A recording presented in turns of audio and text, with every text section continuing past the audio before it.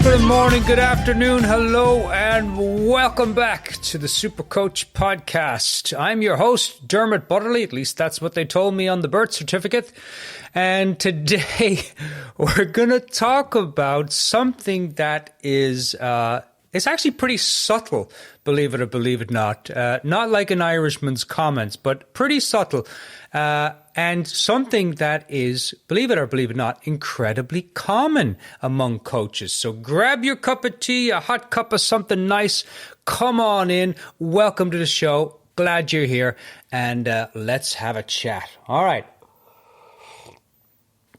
Now this thing that I'm talking about, this something subtle, but again, incredibly common among coaches, and it keeps a lot of coaches I've seen over the years stuck.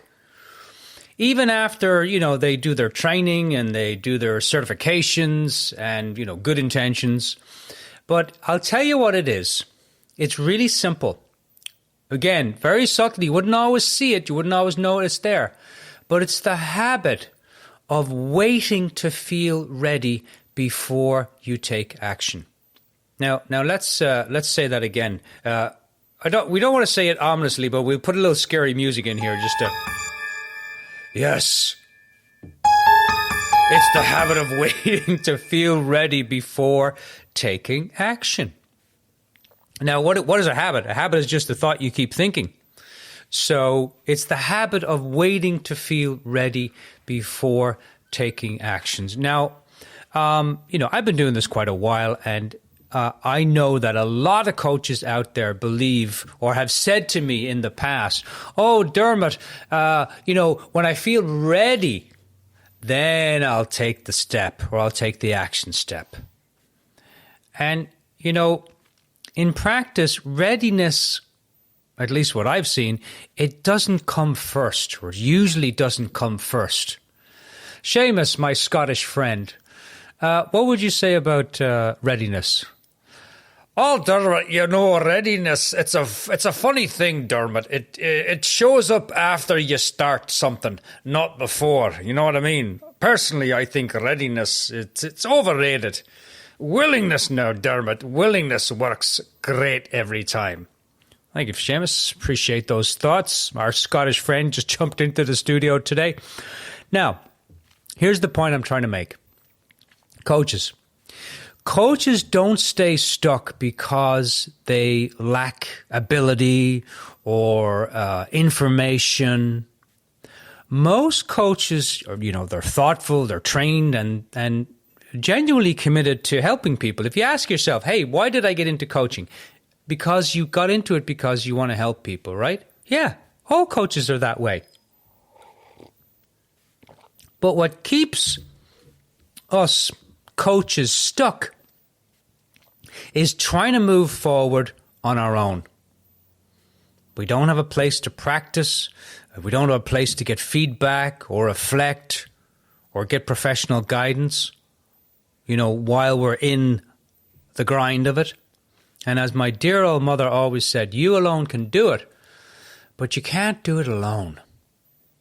Now, training coaches, it gives you the knowledge, it helps you to understand what to do, it helps you to think about the processes and the tools, but growth, and that's what we're all looking for, that doesn't come from understanding or the information alone. Growth happens when you take that knowledge, that information, and you use it. And I'm not talking about doing it perfectly or, exactly the way it's written in the book. By the way, clients don't know that you're using a process or that you're not using it properly.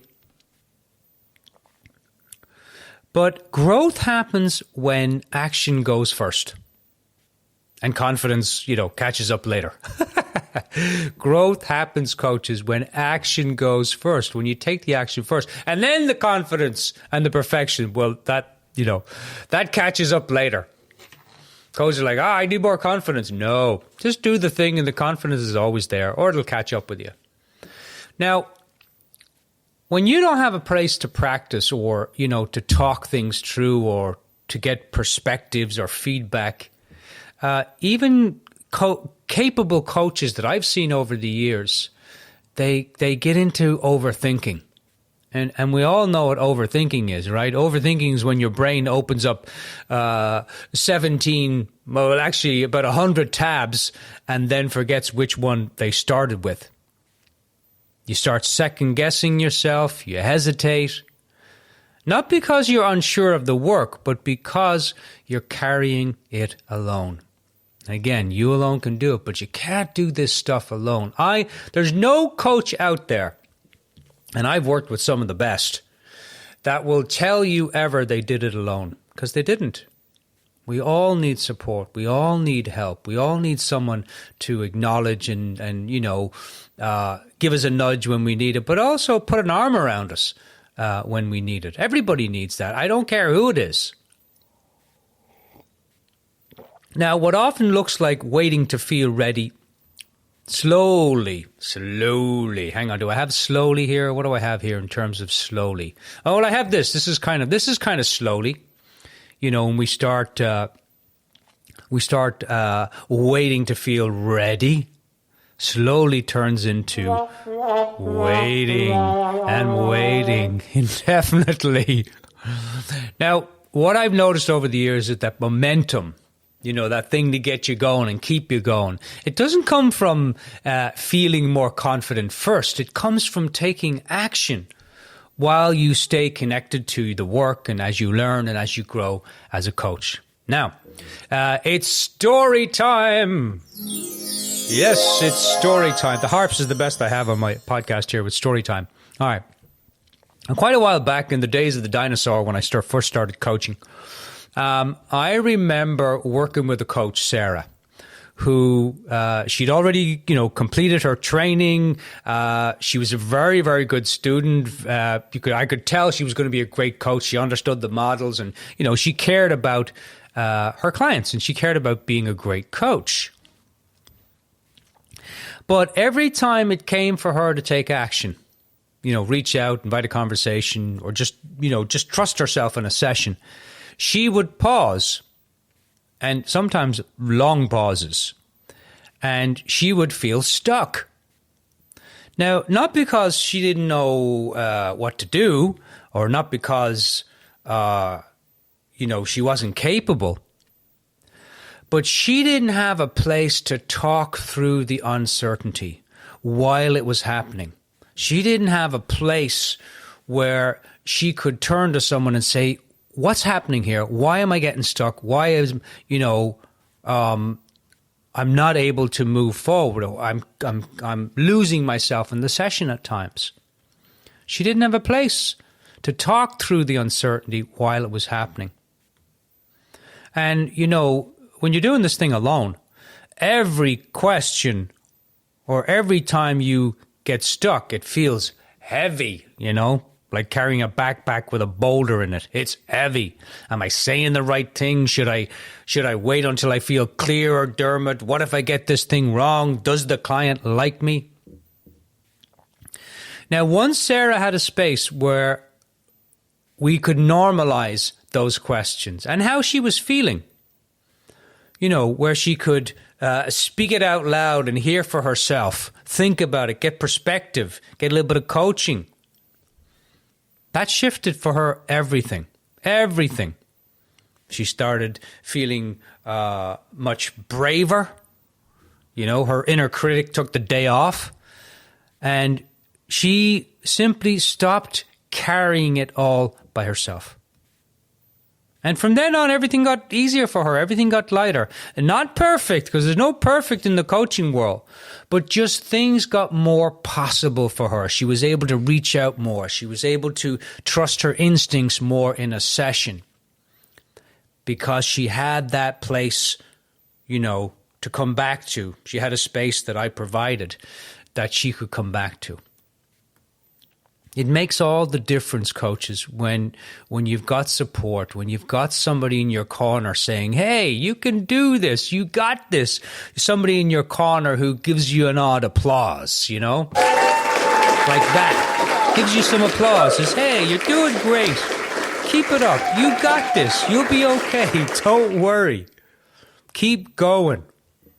And that's what we all want, isn't it? It really is. Now, later this week, I'm going to be opening up a live space where we can actually practice this stuff together. Real coaching, real conversations, real learning in action. So make sure you're on the newsletter to get the reminder about the immersion. There's a link down below. And if you're not on the newsletter, definitely get on it, because I'm going to be sending out some info about this. And as I said, the link is in the show notes. All right, I'll share more details on that soon. But for now, I'd like you to let this idea land. You don't have to wait until you feel ready. That's it. You don't have to wait until you feel ready. Now, I'm going to invite you, your homework, if there's some fun homework, is to just think about that. Sit down, reflect on if you're out walking, hiking, bungee jumping, skydiving, or maybe just walking the dog.